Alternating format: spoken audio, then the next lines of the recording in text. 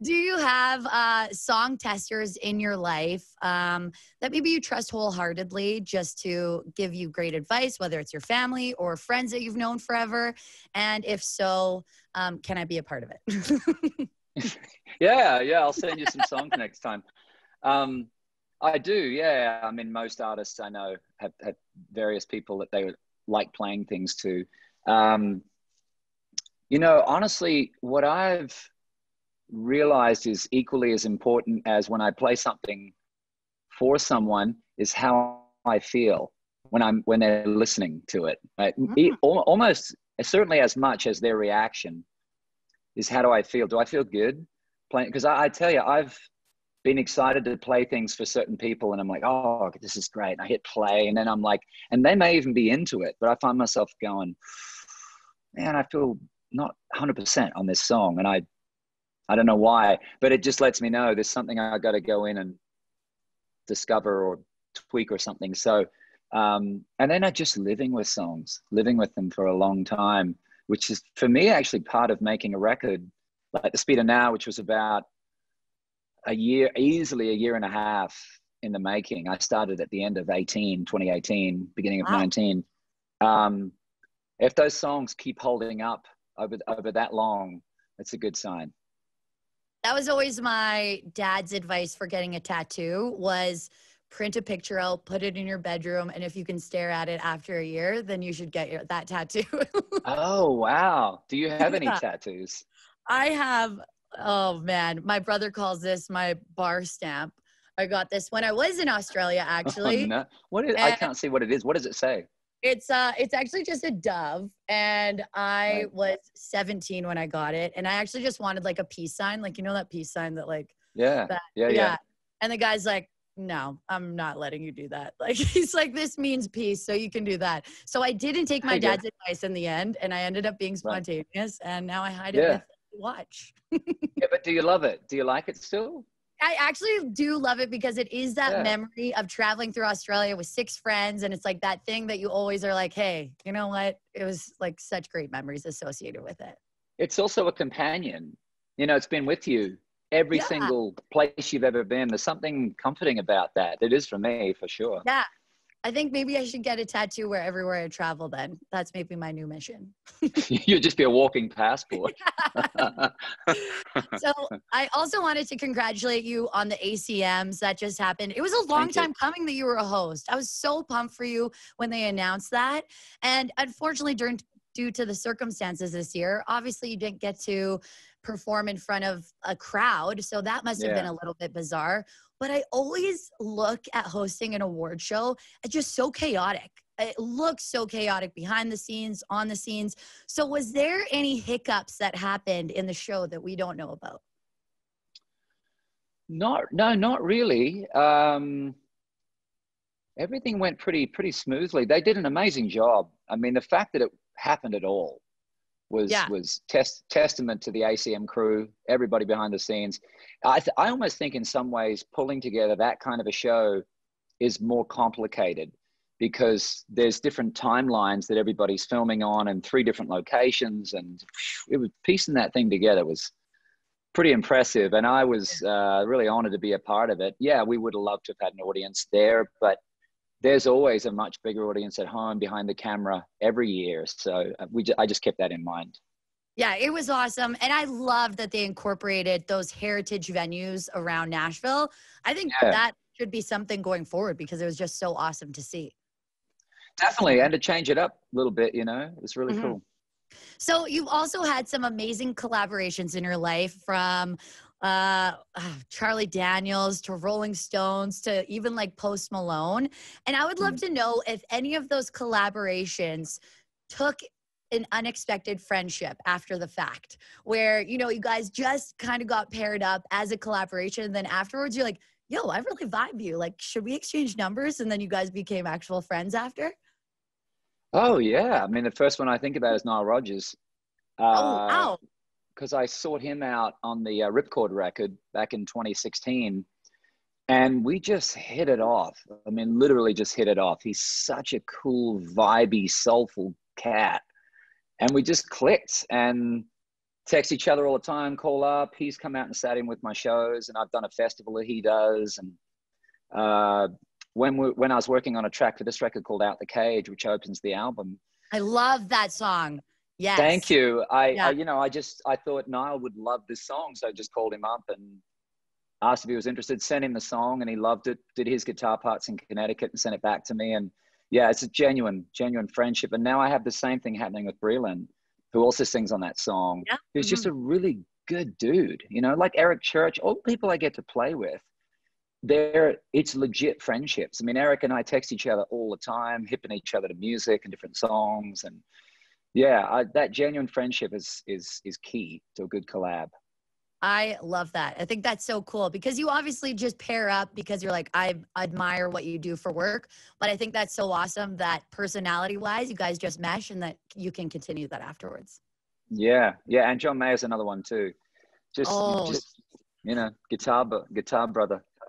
Yeah, you guys on the guitar, that's next level. Okay, so speaking of friendships and collaborations, I did some homework, but I don't know if this is incredibly accurate. So this is why I want to come to you for confirmation. So okay. I know you and Brad Paisley became fast friends when you moved to Nashville. Is it true that he taught you quite a bit on the guitar? Or were you pretty, I feel like you were already pretty legit by then, no? Is this a rumor you're spreading around? That's a great rumor. Yeah. We are just very, very different guitar players, and I that's what I love playing with him for, because we bring these two different worlds together when we play, and I think, you know, ultimately most of what we both do, the other one couldn't do, and that's why playing together is so fun. Yeah, you can kind of bring out each other's strengths and weaknesses. But just to squash the rumor, you were already your own guitar player. Brad Paisley was just an addition. I've been playing guitar since I was 6 years old. So got a few of those 10,000 hours under my belt. Yeah. I was like, but apparently I was holding the guitar the wrong way, and Brad corrected that. So that's great, you know. Okay, so that could have been what it was. Maybe he just taught you how to hold the No, that's not it either. Okay, so obviously you're always so busy. You're next level, insane with your work ethic, you know, from obviously American Idol, The Voice Australia. Plus, you've got to go to movie premieres, TV stuff as well, award shows.